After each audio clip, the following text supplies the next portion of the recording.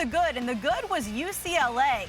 They looked fantastic in the opener, especially Zach Charbonnet. He was outstanding. First Pac-12 player with 3 rushing touchdowns, 15 yards per rush in a game since back in 2017. They got it done all over the place, though. Defense was outstanding. The blocked punt here.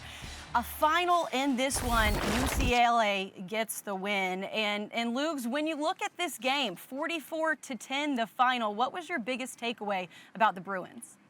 Well, I thought there was a talent discrepancy, obviously, between them and Hawaii. But, you know, in the opening game, you want to play well in the kicking game. You want to be as error-free as possible. You don't want to be sloppy with penalties. You want to be able to run the football effectively.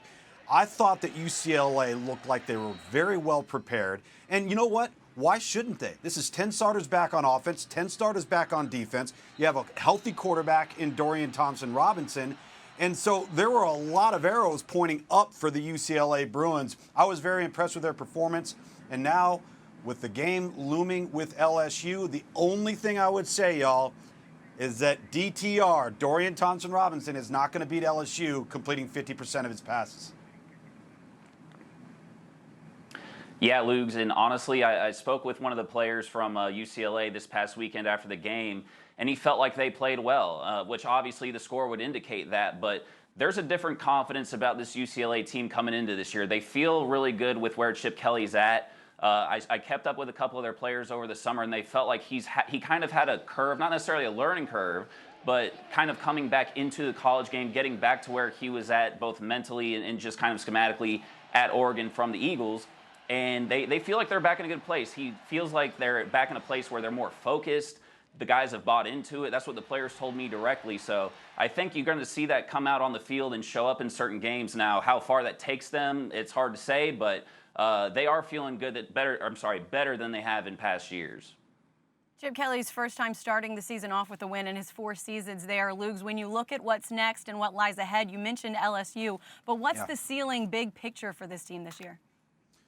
Well, I think they've got to stay healthy. And again, they've had injury issues with Dorian Thompson-Robinson, and this is a veteran team that needs their best under center. As I referenced, you know, completing 50% of your passes, he's too talented to have that type of outing in the passing game. And I don't think that's going to beat the better teams in the conference. So he's going to have to perform at a higher level. But all of this does, in my opinion, is solidify how strong top to bottom not only the Pac-12 South is, but the Pac-12 overall. A lot of buzz about Arizona State, a lot of buzz about Utah, a lot of buzz about USC.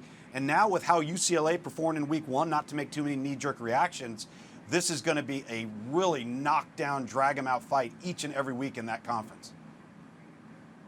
Yeah, Lugs, and to your point, I think that the Pac-12 has kind of strengthened itself here a little bit, whereas, you know, we were kind of able to look at this conference the past handful of years and be like, oh, well, they've had better years as a collective group, but they're kind of on the come up here, and I think, honestly, that helps Chip Kelly out a little bit because the conference is stronger, but I do think they're going to have a better year this year. I do think that they could have some ups and downs, but you're going to see, I think, a consistency out of UCLA that they haven't had the past few years.